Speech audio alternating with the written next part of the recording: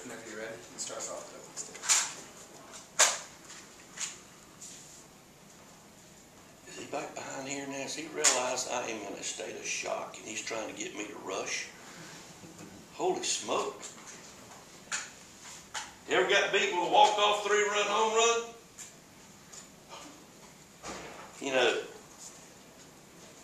I can't say enough about our baseball team. The way that they competed all year, and for us to lose in the manner that we did, you don't even think about anything except it's baseball. You look at all the other sports in which something unusual happened. I mean, they hadn't made contact on his changeup all day long. He had dominated.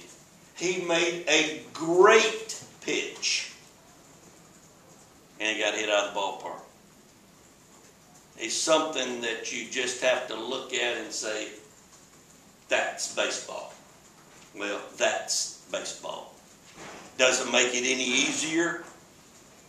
It's just the great game that we play can be cruel. And this one was certainly cruel. Tip my hat to Mississippi State. They did a great job.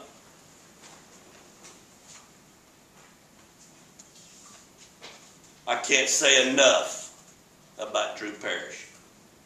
I cannot say enough about Drew Parrish. You look at the numbers that he put up today, I mean, 8 2/3, 7 strikeouts.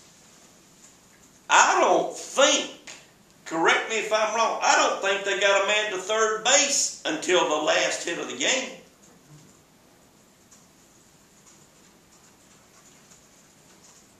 Baseball.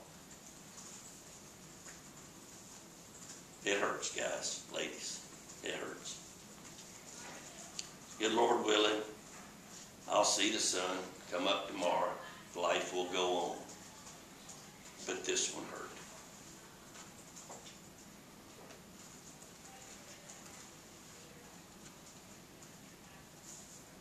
Questions?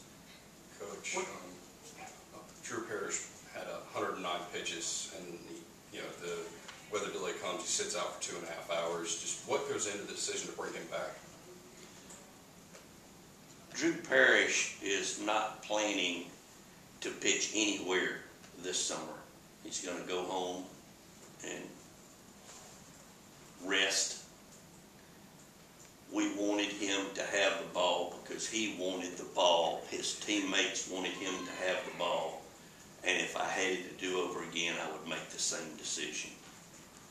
Did it factor into it? I mean, you used so many relievers yesterday where really no one who you would have gone to in that situation was completely fresh. I think mainly we were looking at the overall tournament.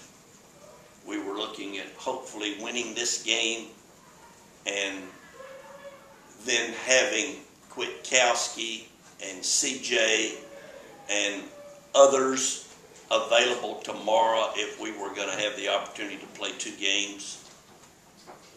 And there was a lot going through our mind when we made the decision, which, as I said, I would make again. Was his when he came back in, was his velocity about where you had hoped it would be? Exactly where we hoped it would be. He was throwing the ball great.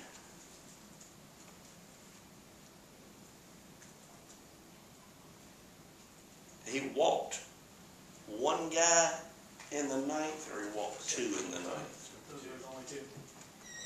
Yeah. But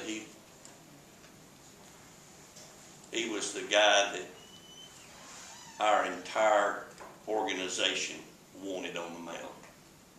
And like I said,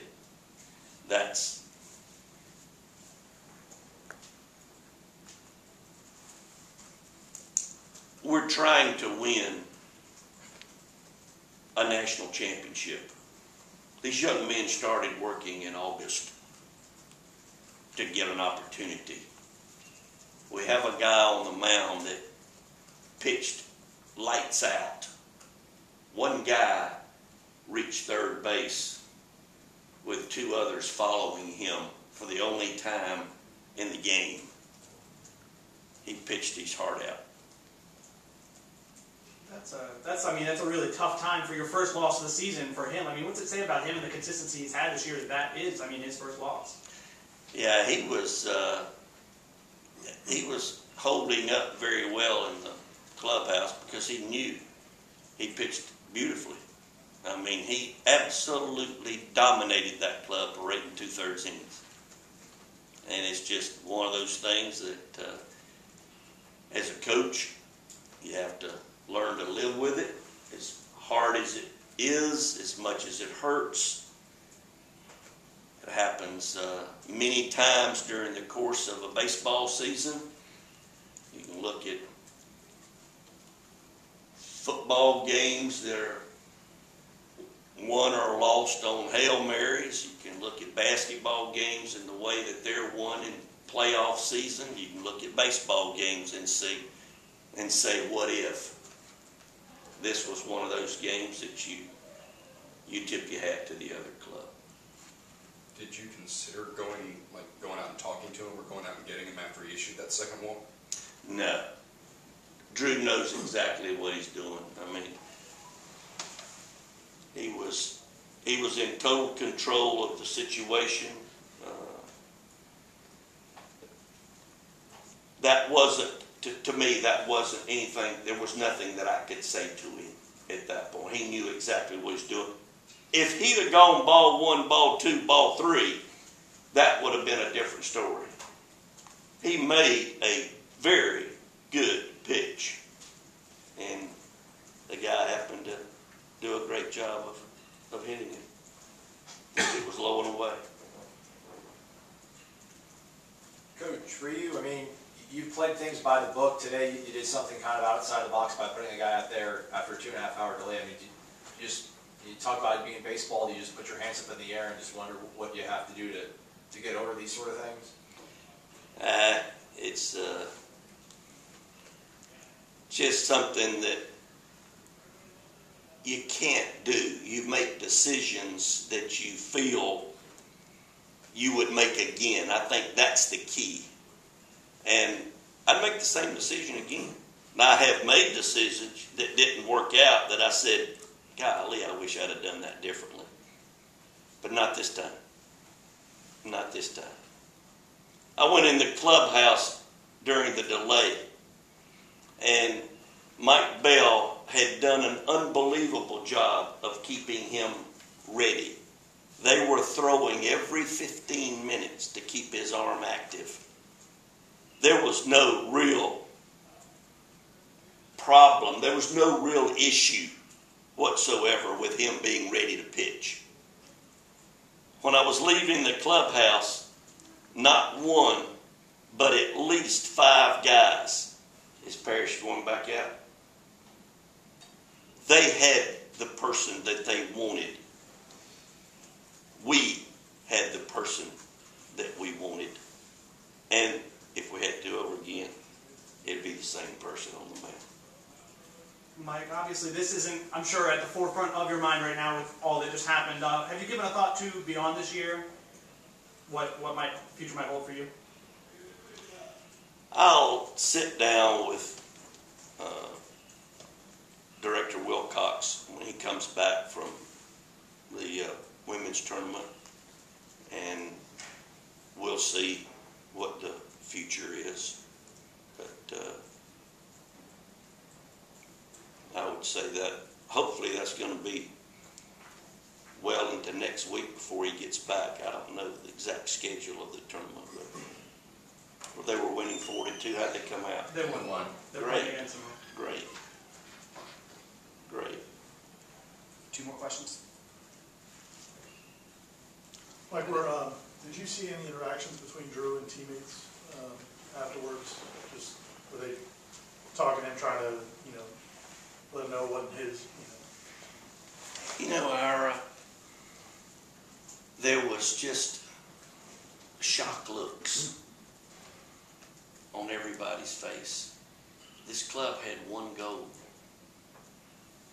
and that goal is impossible to get right now. Our goal was to get to Omaha, and we were trying to get everything in order to give us that chance. And we got an unbelievable pitching performance from well, he reminds me a lot of Richie Lewis in that he competes to the highest level. He made a great pitch. I know I've said it, but I'll say it again. It's just one of those things that guys know what he accomplished, and nothing that they can say to him is going to make him feel any better. He knows he made the right pitch to the right spot. For a guy to hit that ball, I mean, if it would have been right here, down the middle, and he hits it, now you're saying, dang, he's been out of the zone all day long when he needed to with that pitch. It wasn't. It was low and away. It was a great pitch. Best you're going to get out of that is a ground ball usually. Let me say before I leave, thanks for you, ladies and gentlemen, doing such a great job of covering Florida State baseball this year. God willing, the sun's going to come up tomorrow, and I'll feel a lot different. But I really am. I'm just in a little bit of a state of, did that really just happen? And I'll get over it, but it sure does hurt.